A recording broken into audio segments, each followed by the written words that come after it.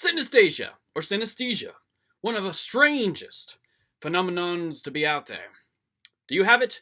Well, I do. I'm going to explain to you how it works in my head, and maybe those who are out there may relate to it, and maybe who are those who are out there are curious how it works. We'll get a piece of what it looks like.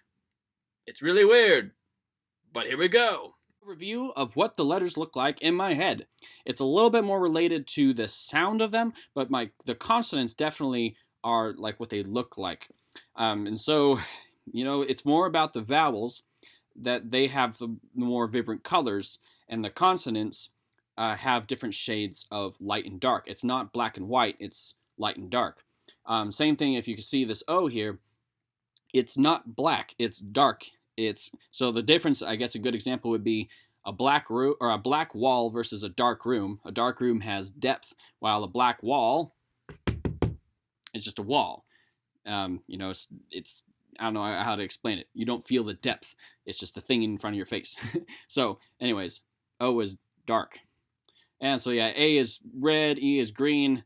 The sound of I, like the E or I or whatever, is yellow, and then we have U is purple. How it all works is that the letters are going to combine together, and they come up with a collection, like a tone or some kind of shade in the final the final render of how it all comes together. So here are some examples. So like zing, for instance, this is kind of what I see in my head in a way, but the word itself doesn't change. It's just kind of like how I internalize it. And so like the general color would be kind of like this dark yellowish color because it kind of follows up with this grayscale. I call it grayscale, like light and dark scale for the consonants.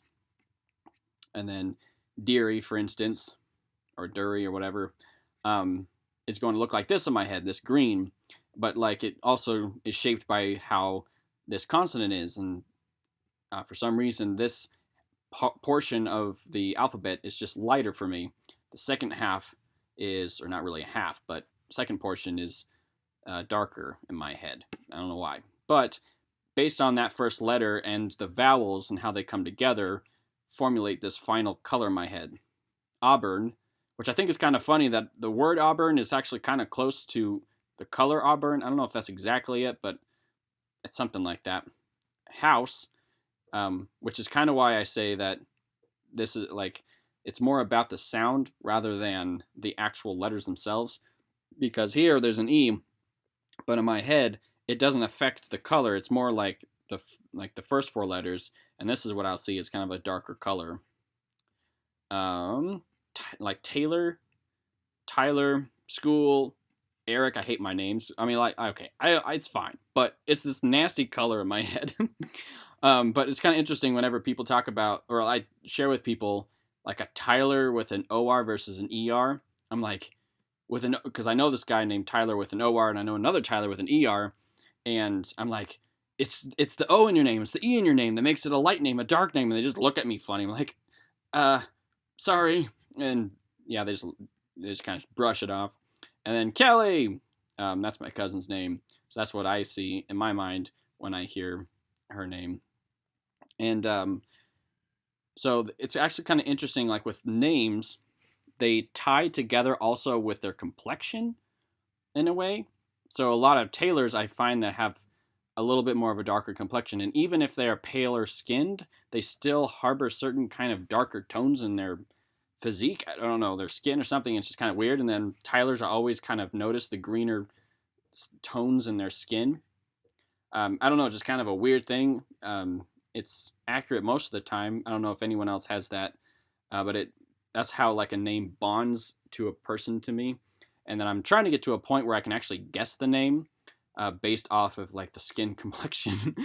And it's a far reach thing. Maybe I'll never get there. But anyway, so that is my synesthesia experience, and this is what it's like. This is what it looks like, and the combination of them together makes these separate colors, and that's how I get to remember things. Numbers, they have characteristic, which I guess is another type of synesthesia, but they don't have color, like all the even numbers and 0 are very they're peaceful, while odd numbers are very. I mean, each one have different characteristics.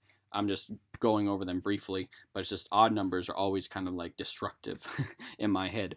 But anyway, so hopefully that gives you a little bit of insight into that if you had any wondering about it. And I will see you guys in another video or another life. You never know. One last thing I wanted to add to the synesthesia video was that it was just really cool when I was first discovering that it wasn't a normal thing. So I was in college in a psychology class, I believe it was, and we were talking about just brain things that things happen, phenomenons, and we were talking about this, how some people have color to words and letters and names and blah, blah, blah, and all that stuff. And it was just the strangest, funniest awakening, just like, wait, this isn't normal? Now I know why I am ostracized by men and women and even puppies sometimes.